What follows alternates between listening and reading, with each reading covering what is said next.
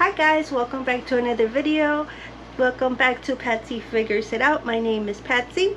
As I have shared with you guys before, I am a mom of two boys on the autism spectrum disorder. Now let's remember that spectrum means that there is a range. I have two boys and both of them are in different areas and ranges and have been in different ranges of the spectrum. My youngest one is more leaning, it affects his life more so than my oldest one. So again, it is a spectrum and you can fall in different ranges of the spectrum. Let's start off by talking a little bit more about the definition of the autism spectrum disorder. It meets the criteria for autism diagnosis on the DSM-5. So in order for you to be diagnosed with autism spectrum disorder, you have to go to a psychologist, to a therapist, or a clinical licensed social worker to be diagnosed, and you have to meet the criteria. The ASD, or autism spectrum disorder, refers to a broad range of conditions characterized by challenges with social skills, repetitive behaviors, speech, and nonverbal communication. According to the CDC, autism affects an estimated 1 in 44 children.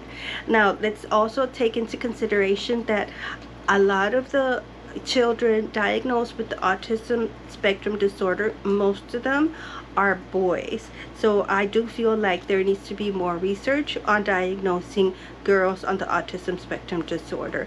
It usually is harder to diagnose and they are usually diagnosed later in life. Deficits in social emotional reciprocity, for example, can't have a normal back and forth communication. For my youngest, for example, to begin with, when he was little, he didn't talk. He was considered non-verbal. He would just make noises whenever he wanted something, and it was really challenging in the beginning because as a mother, you're supposed to meet the needs of your child. And whenever your child is having a challenging time communicating, it is very hard and very challenging. Of course, you kind of learn how to read a little bit of the body language, and they start having patterns. You know, there's a certain day of the day when they want their milk and things like that. So you learn a little bit. They have difficulty adjusting behavior to suit various social contexts. So I can also, for example, my youngest one, if we go to the bank and I tell him, you know, we have to be quiet, we have to be, you know, calm, we have to sit in the chair, he can go into a quiet area like the library, like the bank, and areas like that, and he's so loud. He is so loud. He cannot read the room about keeping the voices down, and he's just super wild. He knows because I will tell him, but still it's very challenging for him. So he'll, now when he was younger, of course it was like that all the time. Now that he's a little bit older, he understands a little bit more. It's still challenging for him. We read the room whenever we go into rooms, and we know what is expected of us. Kids on the spectrum, they cannot do that. Even though he was nonverbal for the earliest parts of his childhood, he was still the loudest one in the room. They have no interest in peers. Like I said, it's a range. So for example, my oldest one, he has absolutely no interest in being cool or doing trends or anything like that. He would typically consider a kid with Asperger's. He is the type of boy that people would consider that he's in his own little world.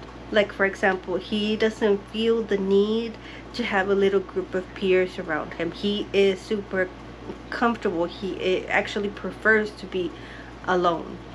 So he has his own way of seeing the world, and he is very in tune with it, and I am 100% supportive of that because I want him to continue to be the person that he is now. And I think that unique perspective is so important, and I just want to foster it, and I just want to continue to let him know that the person that he is beautiful, perfect, it's wonderful, no matter what everybody else around him is doing. For example, for my youngest one, the way that he interacts with peers is he's actually runs away from them. If there is somebody from school that is at the grocery store, for example, and he recognizes them, he'll literally hide behind me. Yeah, he doesn't want to have that type of interaction. And he is also very fearful of babies. Like, he is literally afraid of babies. Babies usually tend to want to hang out with the kids and whatnot, and they'll usually end up chasing Alvaro. And because they notice that Alvaro is like running away from them, they tend to think that he's playing with them, and so they'll chase after him. This is like 1 or 2-year-old toddlers, and he is deadly afraid of them. Like, he'll literally cry because they scare him so much because they're so unpredictable. So let me go back a little bit to the deficits in social emotional reciprocity. So I didn't give an example with my oldest one. So with my oldest one, he is a very quiet boy, like I said, very reserved. We had to have therapy to teach him how important it is to communicate his needs, because for a very long time he did not understand, he did not feel like there was any importance in him communicating his feelings and emotions and his needs. And he kept to himself. Like, if there was something going on in school, he wouldn't tell me. I didn't find out about a lot of stuff that happened in school as far as bullying and things like incidents like that until we did a trauma therapy. We actually noticed that he was having a hard time communicating, and he was actually having incidents like potty incidents. He started hurting himself at one point. He was super stressed about having his teacher leave in the middle of the year and having another teacher come in, or being with a substitute. Those type of big changes, even though he wasn't communicating them, they would come through his body in the form of him having potty accidents or him hurting himself out of anxiety. When this was happening, he wasn't diagnosed yet. Now we know big changes like that really trigger him. I feel like it's very important, no matter what's going on, to, if there is, for example, a professional that is telling you, like for example in the school, these type of tests can be done at school. If they suggest that you do the test, I would advise parents to go ahead and get the testing done. Not to stigmatize your child, but to know that if your child is on this autism spectrum disorder, the earlier your child gets help, the better outcome you have in the future. Intervention is so pivotal to the development of your kids. So I just want to put that out there. Okay, back to the list. They have restrictive, repetitive patterns of behavior, like echolalia and idiocentric faces. So echolalia, it is the repeat of words. Alvaro has echolalia. He will repeat a word. For example, he says one word and it'll be in a correct sentence, right? But then he'll continue to repeat it. And he does this all the time. He also repeats like words that we say, like for example phrases from SpongeBob, or like a commercial, like those type of phrases, and then they use them randomly during the day. And Alvaro does this as well all the time. Hyper or hypo reactivity to sensory input.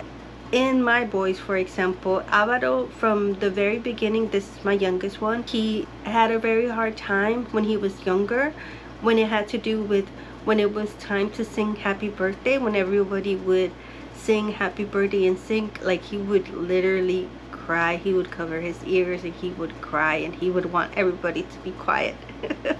Loud noises are very challenging for him. To this day, he loves the 4th of July.